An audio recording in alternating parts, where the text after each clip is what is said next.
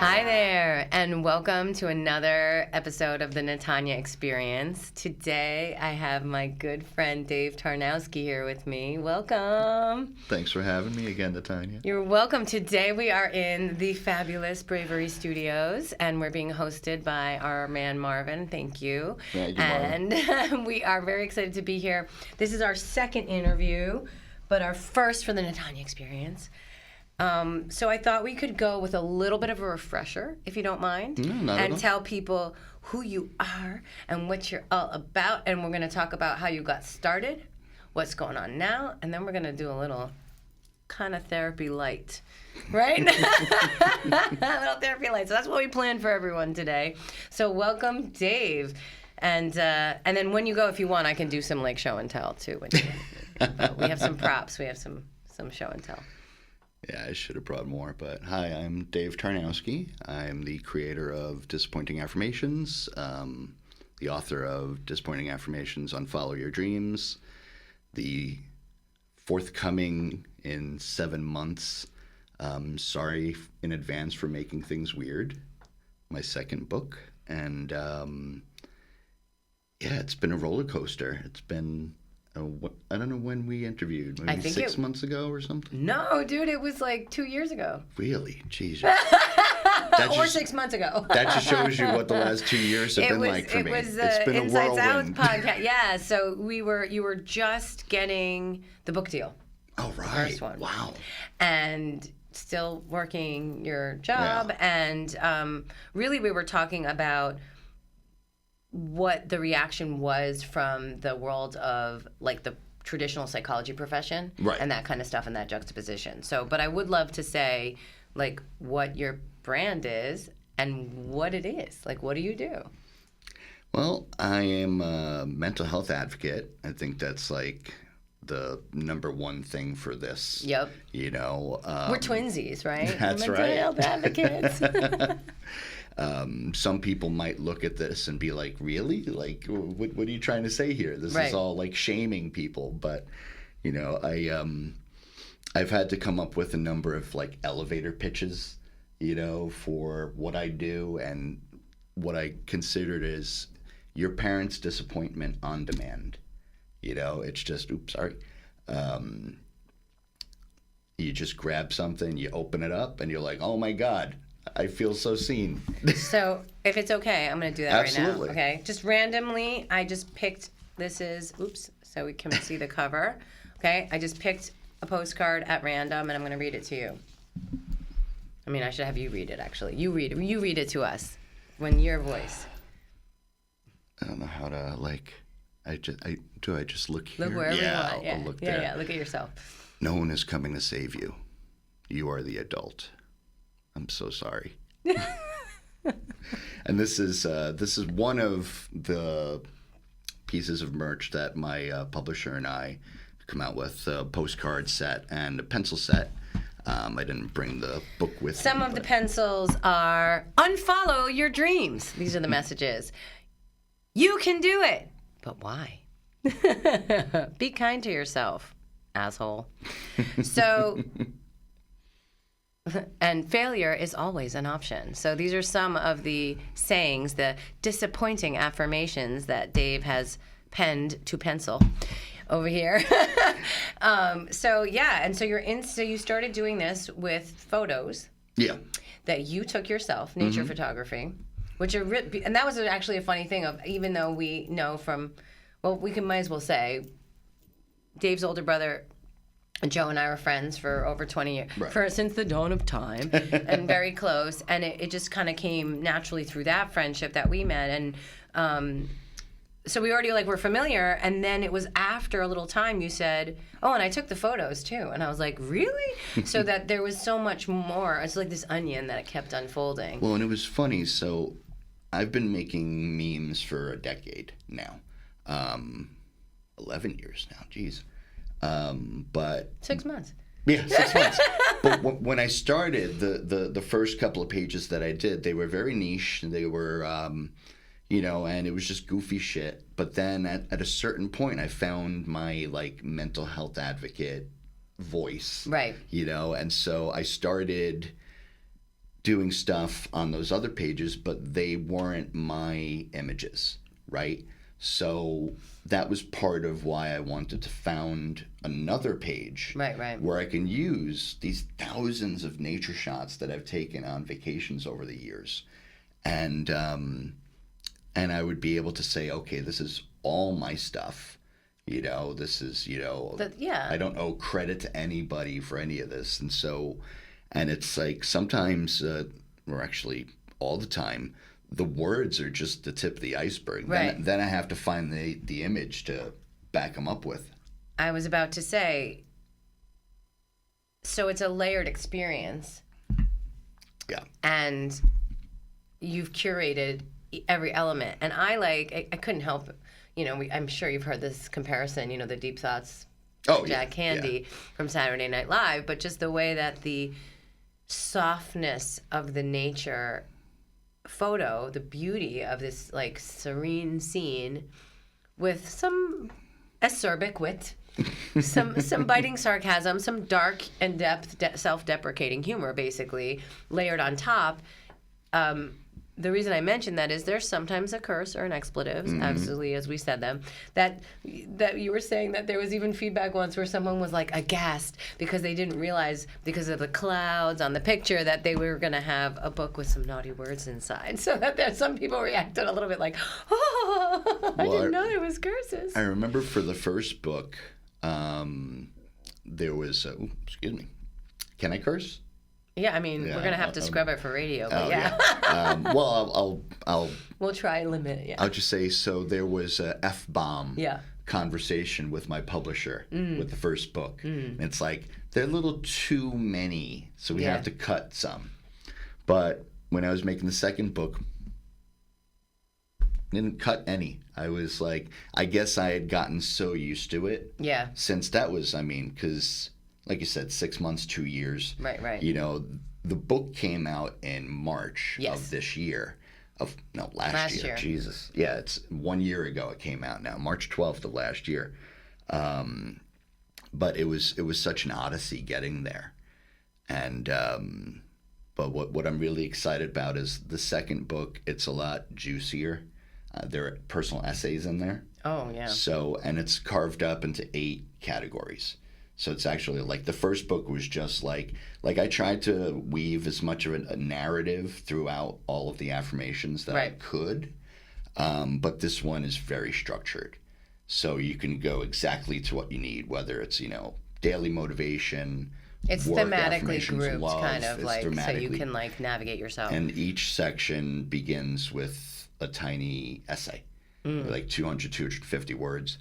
Way harder to write a good one, 200 words, than a good 1,000-word essay. Way harder.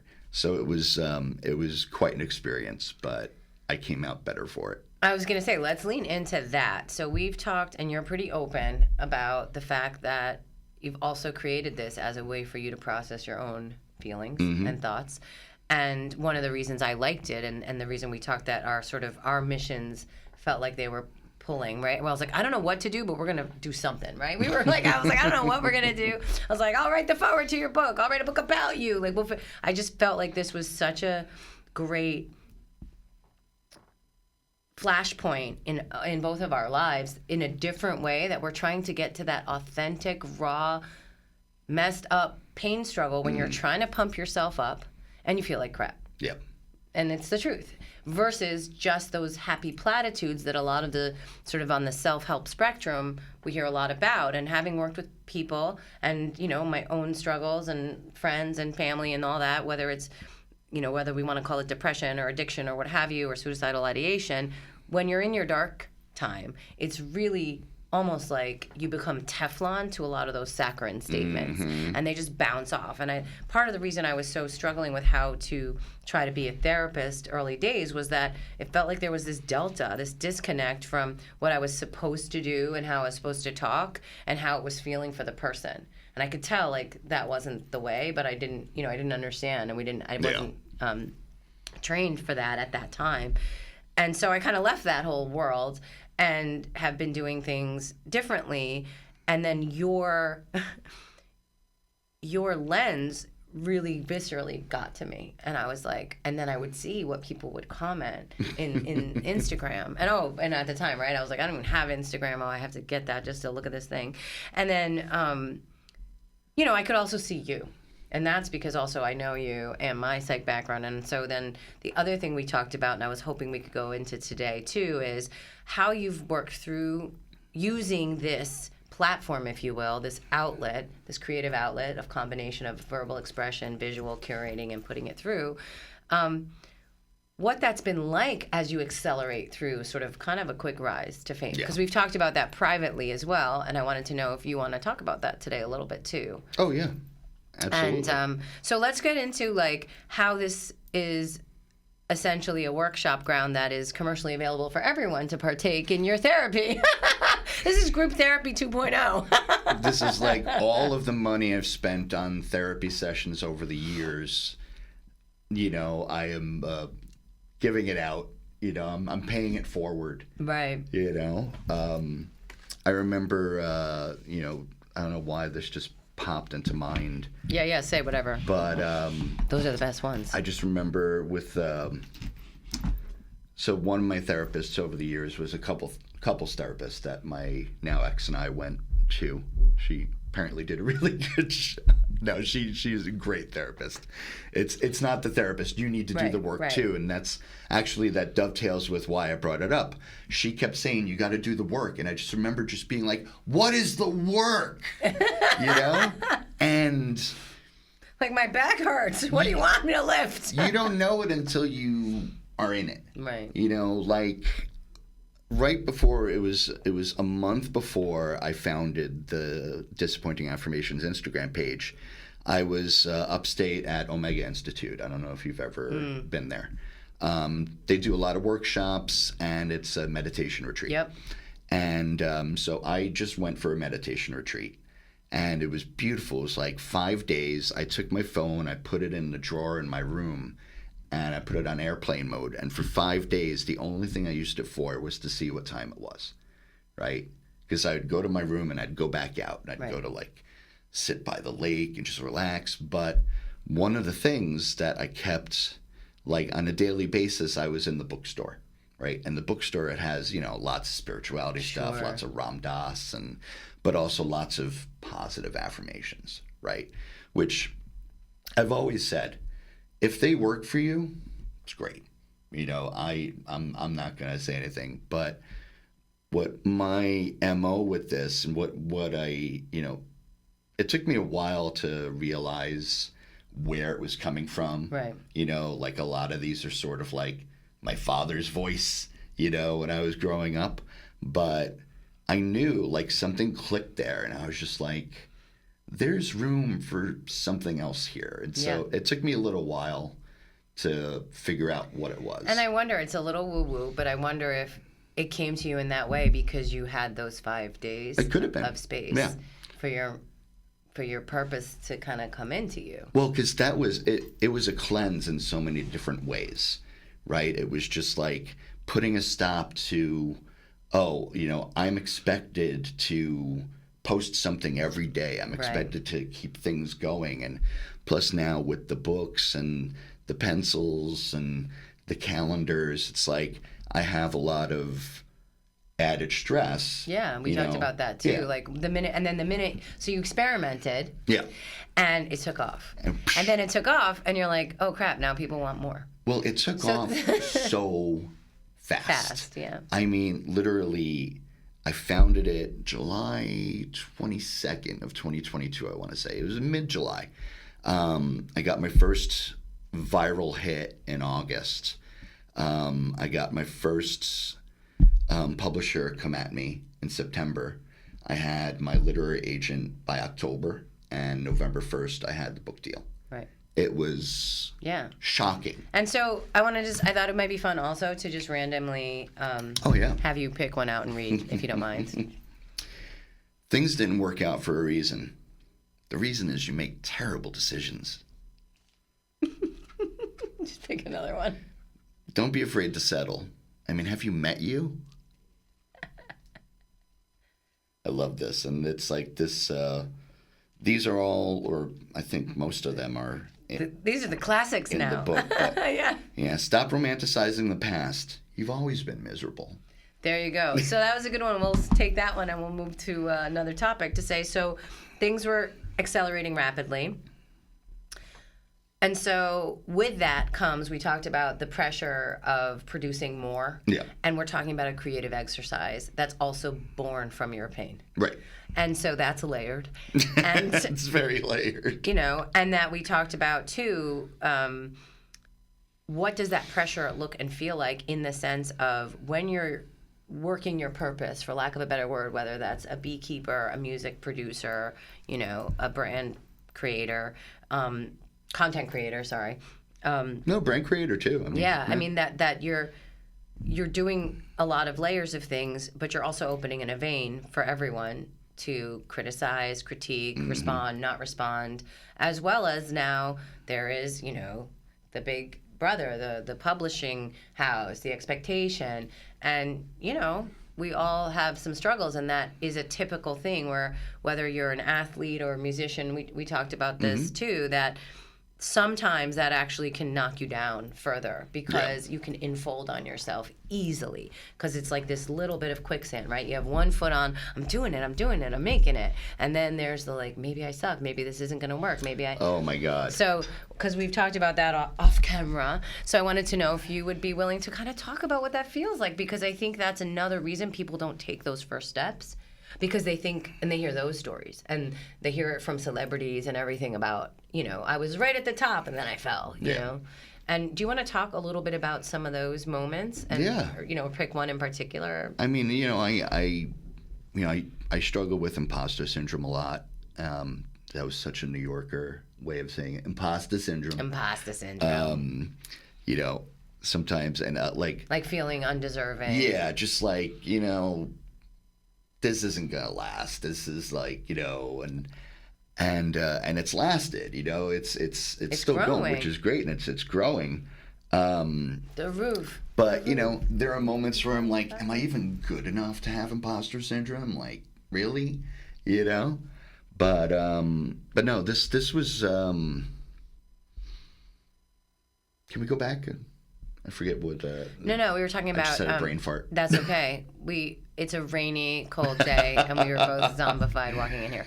I'm better than this, I promise. No, me too, right? And our voices we got the throaty voices today.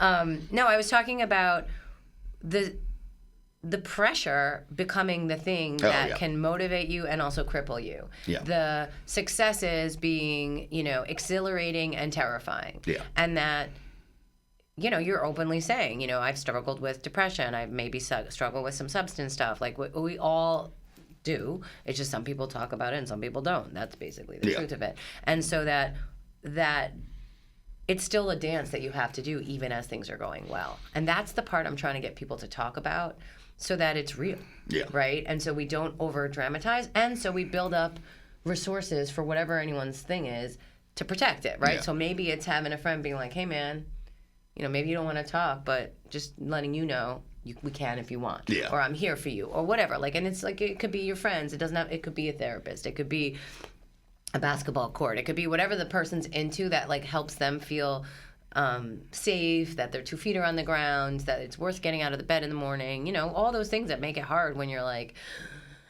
it's coming for me, even though the coming for me was the thing you kind of wanted.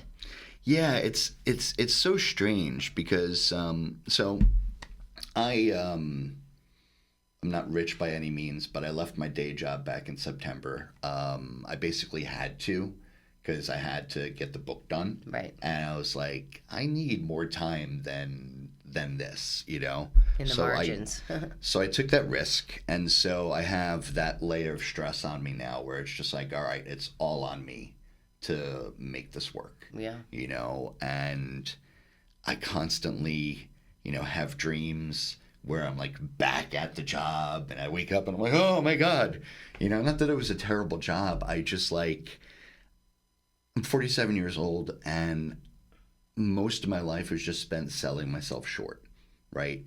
So this, while it seems, excuse me, while it seems like an overnight success, which like this page basically was, I've been doing this stuff for years. Right. And sorry if I'm repeating myself, but you're absolutely right. Like you get something successful, like, okay, so this started on an Instagram, right? So everything is about virality there. You know, it's like making things go viral, getting something good enough to go viral. Right. And when something... And multiple times. Many, many times. But I also have many, many flops, you know? And quite often they follow the big hits. Right. Because then I get stage fright. Then I get all in my head. Second guessing. Yeah. And then it I'm actually like, erodes this sucks. that probably almost the best ones float out. The best ones are...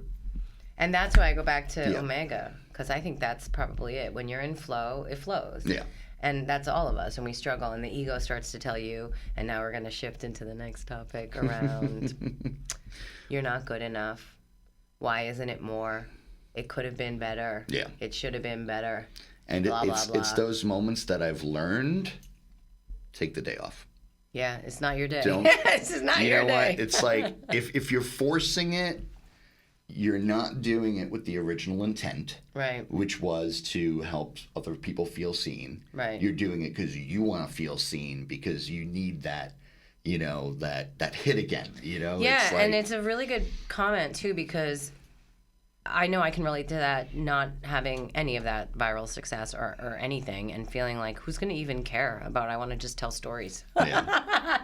And I was like, well, this is my advocacy project, so I'm not trying to do it for volume. So I'm in a different place with it, but I also am like, no, but it doesn't matter if nobody sees it.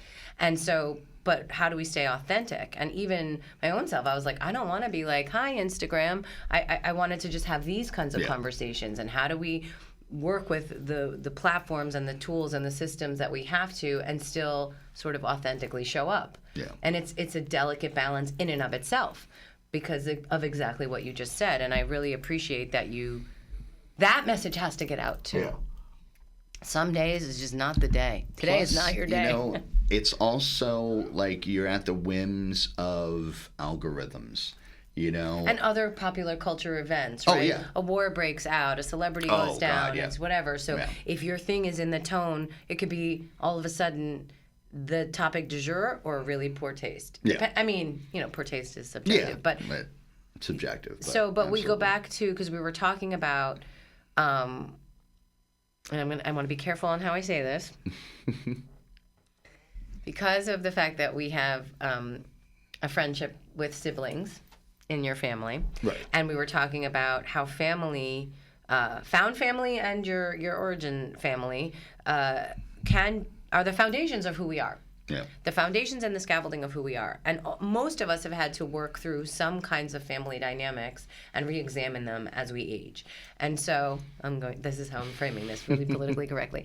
And so I'll let Dave say it the way he said it, which was, this is all from my dad. But basically I'm leading up to how you're recognizing those influences and where those core truths around, or mistruths, if you will, around not being good enough, being worthy, being the younger sibling, and seeing your older siblings, not even if their intent was to make you feel less than, but just when you're the younger one. I have a younger sister. She's told me that. And I was like, I didn't mean to make you feel that way, but that everyone compares you. It just is what it is. So I was wondering if we could lean in a little bit around how you came to terms with sort of how those family dynamics were in some ways helping fuel the creative expression, but also, you know, maybe bringing up some old challenges, arguments, feelings, whatever, and then how you've worked through that. And so I was wondering if you wanted to talk a little bit about that, because I bet a lot of people can relate about how you felt growing up. I've always had a self-deprecating sense of humor, and you know, it's all tied to shame, right? I mean, everything is just a different layer of shame, you know. Like I think back to you know, why I mentioned earlier that, this is like, these are things my father would say, you know, or like the 98. What happened to those 2 points? And exactly. I was like, mine was 100. Why isn't it 101? I was like, we had the same. there thing. was And why they said it to us from their perspective versus as the kid, what we felt from what it was. so when I was so I've been married twice. When I split up with my first ex-wife, I moved in with my parents on Long Island for a few months before I found my place. And there was one day, like, I quit my job because I was living in Chicago at the time. I had to leave. Yeah, to move. So I came, I went back and I was like, I gotta get my head on straight. Right. And there was this one day where I was sitting outside their house and my father came out with a manila folder and it was filled with applications for government jobs, right? Which now that would be great, right? But, and then he started explaining what it was. And the takeaway, was, he literally said, this is great for someone with no direction like you.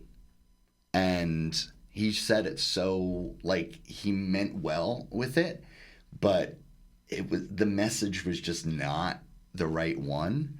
And that was 17 years ago, and I still carry that with me every day, and it's like, even though I've got all this stuff, it's like, do I really have a direction? And so I second guess myself all the time.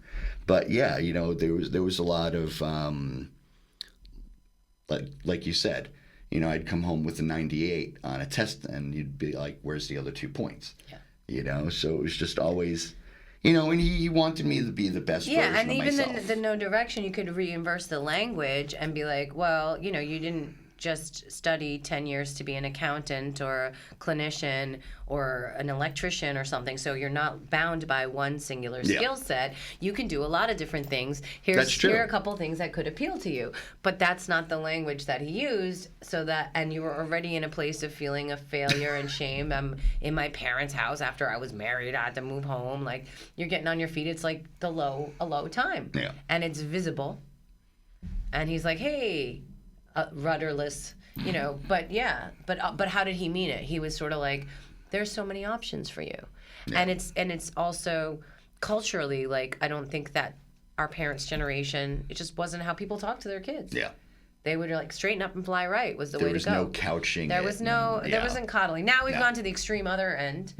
And I would say I'm kind of aligned to Gary Vee's quite vocal about. I'm not sure if you heard him talk about, like, the parenting today and the 8th place trophy, and he's very passionately like, that's a bad thing. And I'm really aligned to that with him. And he has a kid's book that's called In the Middle, and it's about, like, you don't want to be too eager and you don't want to be too passive, and that if you can't maneuver, the stuff's gonna happen. But kids don't have that. So we go from, like, us, like, latchkey, go be, go.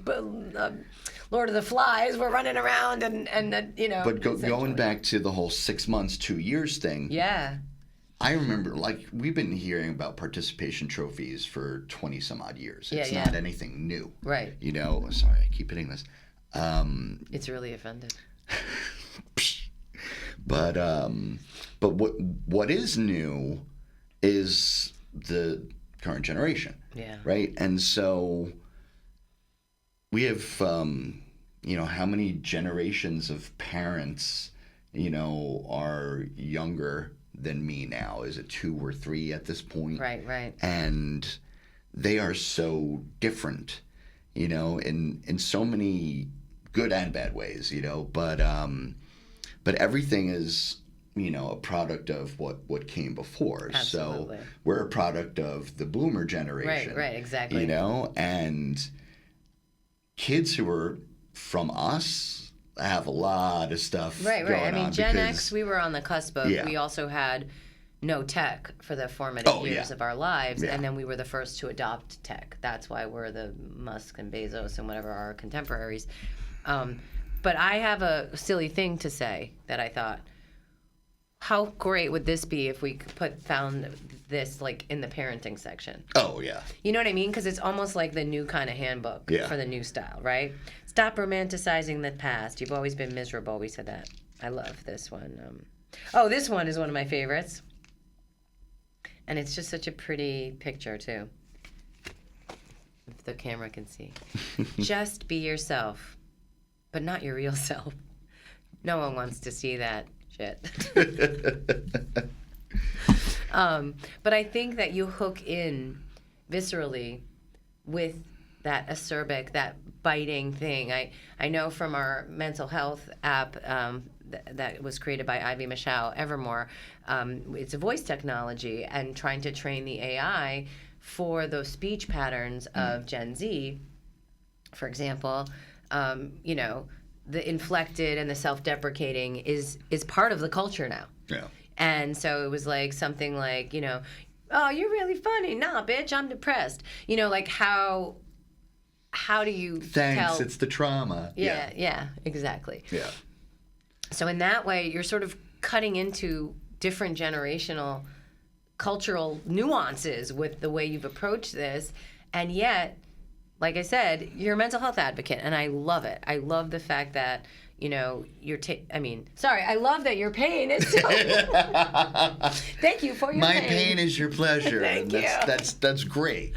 But, all right, so now we've talked about the genesis of it, how things have been going, and now you have a couple things. And we can always do a little editing if we have to. I don't know if we're allowed to talk about some of the upcoming things you've got going. Oh, absolutely. With Gretchen and the happiness. Are you allowed to mention that or not yet? That was a fun thing, and I'm not sure if there's going to be more to it or not, but apparently she was a fan, and So Gretchen Rubin, if you haven't seen, I was, you know, pretty aware of her too. She is like the queen of happiness. Yeah.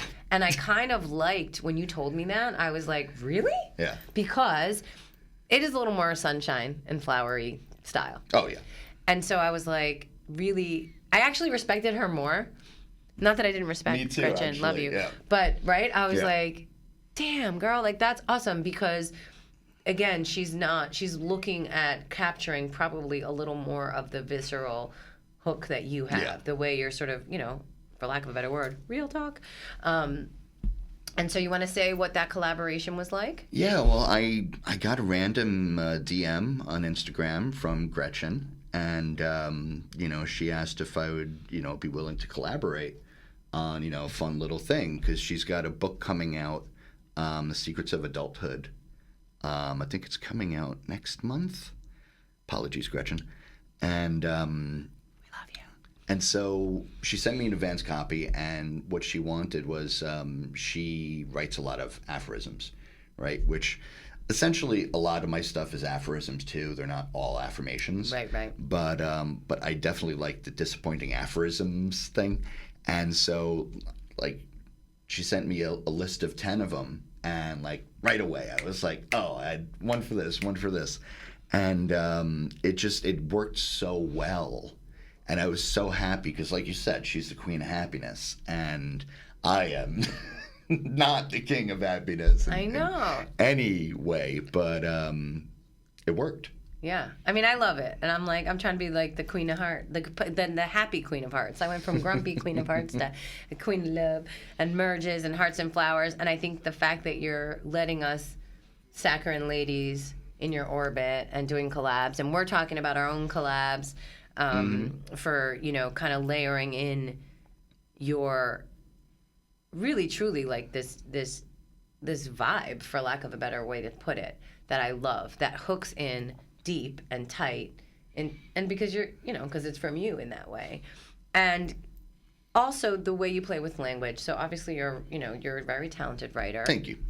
And we talked also about, you know, how difficult it is to really craft something so powerful with only a few words.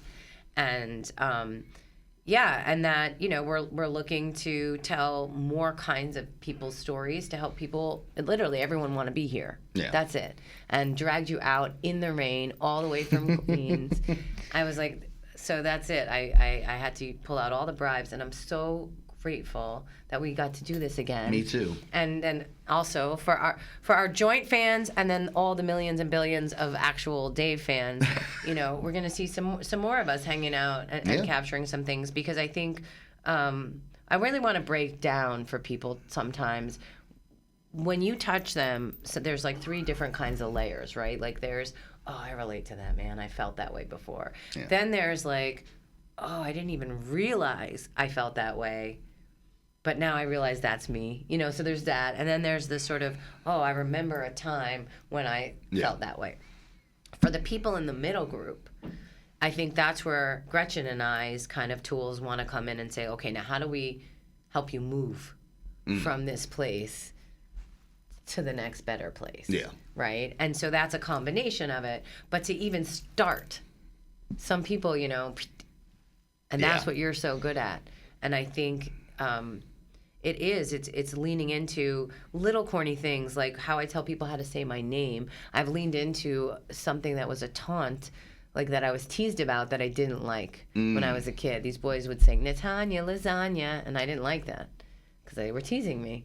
It was stupid and innocent and not a big deal. But at the time, it bothered. And now I was like, oh, that'll help people become a mnemonic device because sometimes people will see it spelled and not know how to say it. So I'll be like, just say like this, Natanya, lasagna. So like leaning into our traumas, our pains, the things that people made fun of us for, the things we were insecure about. Yeah. The things like, oh, my dad made me feel, and then turning that into the thing that everyone's like, oh, yeah, man, me too.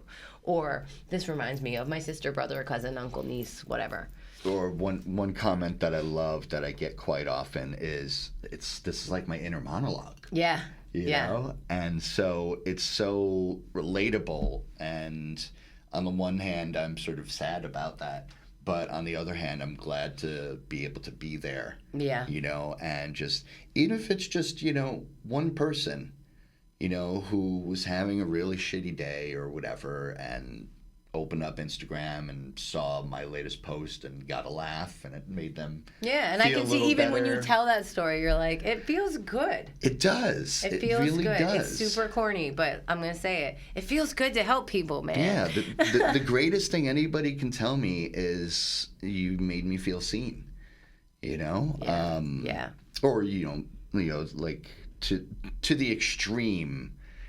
People have said things like, you've saved my life. Yeah, I was going to say that is we know that's true too. So humbling and so and I don't take that for granted. I know. I don't take that lightly.